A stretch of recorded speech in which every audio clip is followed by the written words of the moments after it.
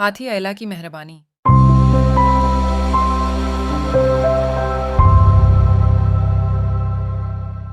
ایک زمانے میں جنگل کے دل میں ایلا نامی ایک ہاتھی رہتا تھا۔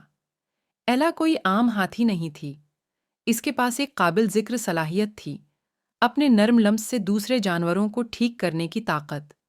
اس کا بہت بڑا دل اس کے بڑے فریم سے ملتا ہے اور اس نے اپنی زندگی ضرورت مندوں کی مدد کے لیے وقف کر دی۔ ایک دھوپ والے دن جب ایلا جنگل میں ٹہل رہی تھی، اس نے دریا کے کنارے سے پریشان کن چیخیں سنیں۔ آواز کی طرف دوڑتے ہوئے اس نے جانوروں کے ایک گروپ کو دریافت کیا جو کلائیڈ نامی ایک زخمی اور خوفزدہ مگرمچھ کے گرد لپٹا ہوا تھا۔ کلائیڈ ساحل کے بہت قریب جا چکا تھا اور ماہی گیری کے جال میں پھنس گیا۔ ایلا جانتی تھی کہ اسے مدد کرنی ہے۔ اپنے بہت بڑے تنے کے ساتھ اس نے کلیڈ کو آزاد کرتے ہوئے احتیاط اور مہارت سے جال کو کھولا۔ مگرمچھ حیران تھا اور اس کی مہربانی پر شکر گزار تھا اور دوسرے جانور خوف سے دیکھ رہے تھے۔ ایلا کی شہرت ایک مہربان اور ہمدرد ہاتھی کے طور پر پورے جنگل میں پھیل گئی۔ ایلا کے کرتوتوں کی خبر سمجھدار بوڑھے کچھوے ٹوبیاس تک پہنچی، جس نے اس سے مدد طلب کی۔ ٹوبیاس برسوں سے ایک بھاری خول کے ساتھ جدوجہد کر رہا تھا، جس کی وجہ سے اس کے لیے حرکت کرنا مشکل ہو گیا تھا۔